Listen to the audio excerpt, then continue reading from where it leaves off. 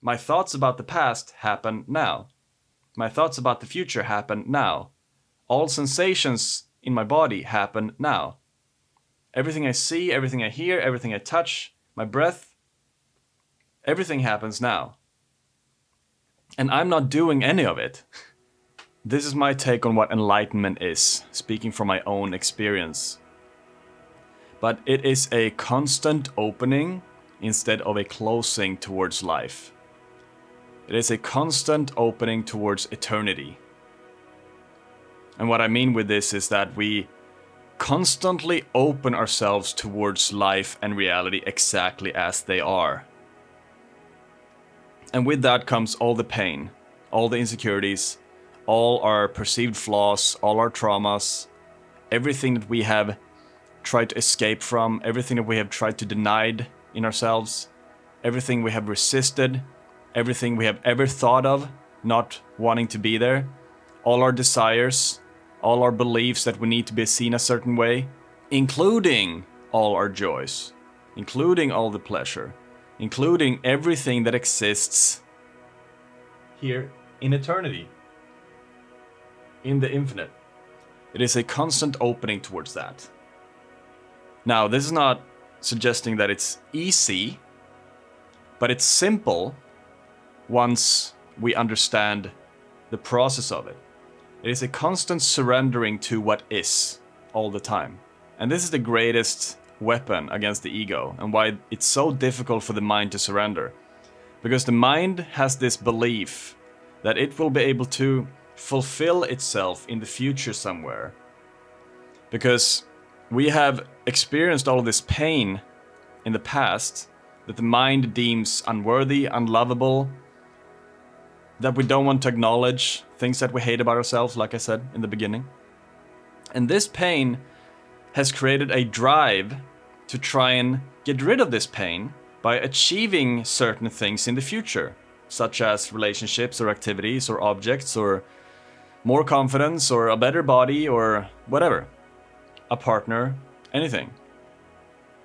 So we believe that we will be able to fix this sensation that something is wrong with us from coming from past pain, traumas and shame and guilt and all of these things, by fulfilling ourselves in the future, by attaining some positive outcome in the future.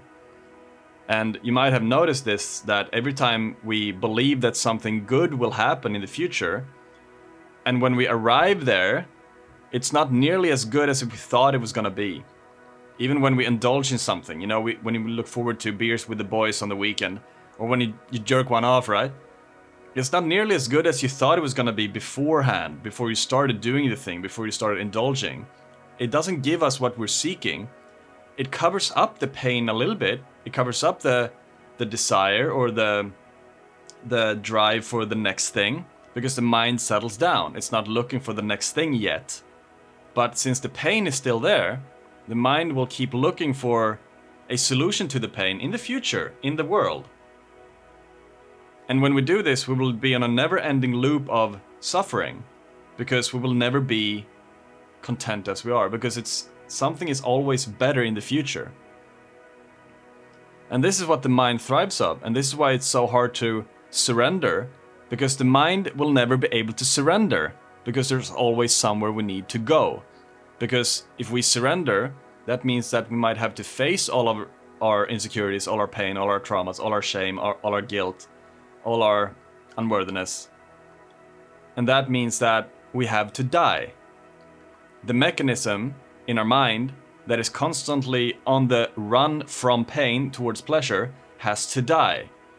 And that will feel like dying.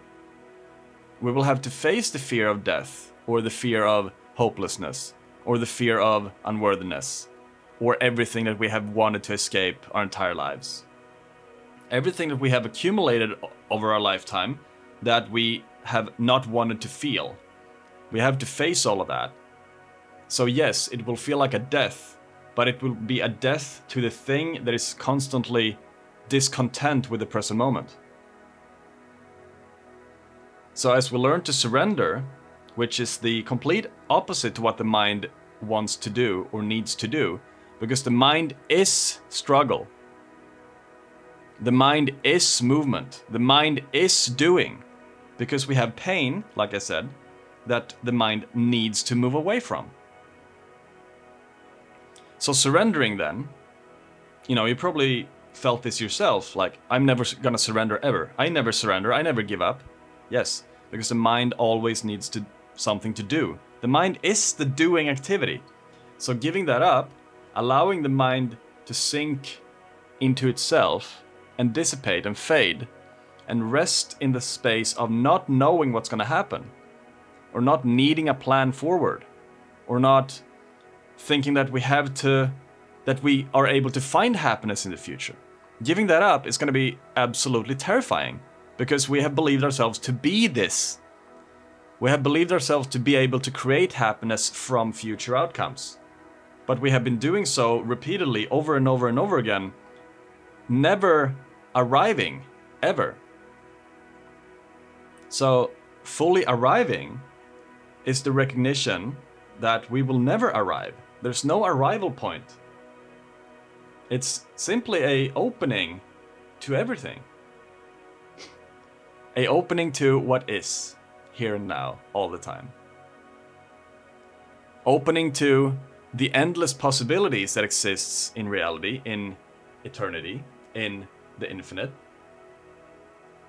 And seeing that whenever I have resistance, or suffering, or shame, or something of the past that I'm being triggered by, seeing that this is also a part of eternity.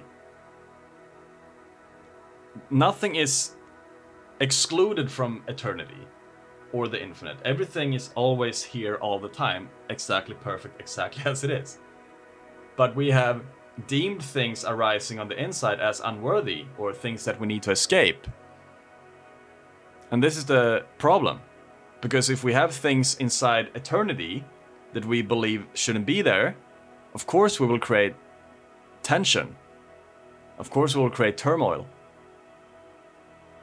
Of course we will create a sense of something is missing, that there will always be somewhere in the future that I will be able to arrive at when everything is great. But the problem is that if we are closed off to eternity, if we're closed off to things of the past, we will never arrive, because the only arrival point there will be is the recognition that, oh, I have been excluding things.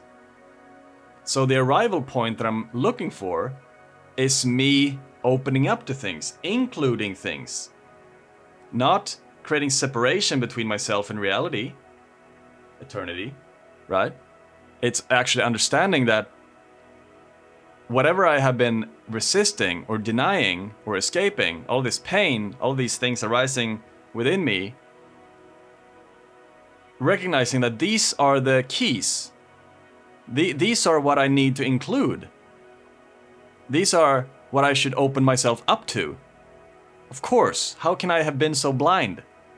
How can I have been so blind on the escape, on the run, resisting things all the time?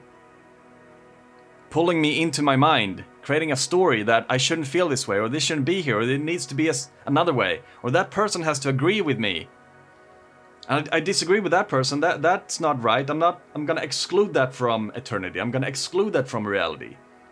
That's not true. It's not a part of this. Of course it is. It exists. Everything in existence is supposed to be in existence.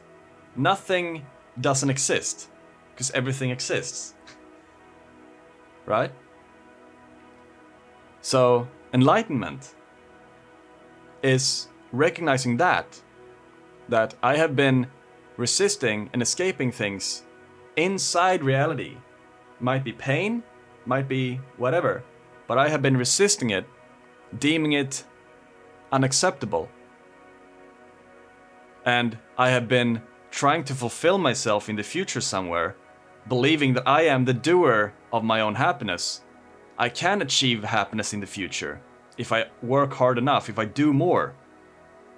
But this is the mechanism that is causing all the misery, that is causing us to be identified with the separate self, with the ego, with the mind, believing that there's somewhere in the future I need to get to be fulfilled. Stuck in the dream. not being here and now. So when we learn to open ourselves up to everything, when we learn to include everything in reality and seeing what is actually true, what is actually happening here. It's true that all my senses and everything is here. I am here. It's true that my mind is also a part of it.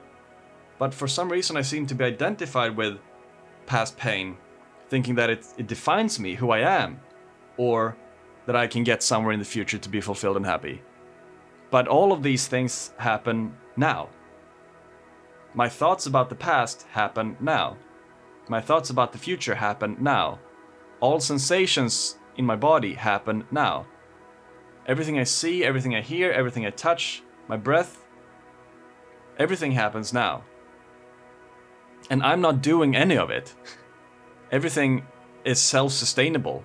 Everything comes and goes, but there's something in me that is able to tell that everything is impermanent. Everything comes and goes without me needing to be involved in any of it, without me needing to do any of it. I'm not involved in any of it. I'm not making it happen. There's something there that is able to tell that that is what's going on. And that is permanent. That in us which is able to tell that everything is impermanent is permanent. And that which is permanent, everything arises within. So that which is permanent, us, I, awareness, is the source of everything. Everything arises within that. For it to experience that. So the experience and the experiencer are one. They are the same thing. It's looking at itself, experiencing itself, and it can feel itself being watched by itself. A constant opening towards eternity. Forever. Everything, everywhere, all the time. At the same time. That is how I would define enlightenment. A constant opening towards life exactly as it is, with pain, with pleasure, recognizing that I've had this mechanism in my mind that has been seeking something in the world all the time. This mechanism that has been driving me, has been wanting me to come up with all the answers, that has been whipping me as soon as I have been laying down to rest, that has been judging myself and others all the time, that has been resisting things in the from the past pain all the time. I am not that. I am that in which everything of that arises. Everything that is containing me. My body, my senses, my thoughts, my feelings, my sensations, all of it. Simply an activity happening inside awareness that I have deemed some of it unworthy and some of it that I need to have to be worthy of my own being. But I haven't recognized what is truly going on. I haven't seen the truth. So, speaking from my own experience, learning to see the truth can be done by learning to surrender. Because when we learn to surrender, we go against the slave master in the mind that says that we need to do, to work, to make things happen, that we are in control of our own happiness. When we can surrender that, which is the scariest thing for the mind, because it keeps itself alive by the opposite. It keeps itself alive by the struggle, by the doing, by the needing to perform. So surrendering is going to be the most scary thing for the mind ever, but it will also make everything become more authentic, more creative, more peaceful, more free, actually being content with what we achieve. We will actually find everything that the mind promises us that we will find in future outcome, but we have failed so far. We haven't realized that it's this activity that is wanting to find something that is keeping us away from finding it. A constant opening towards eternity.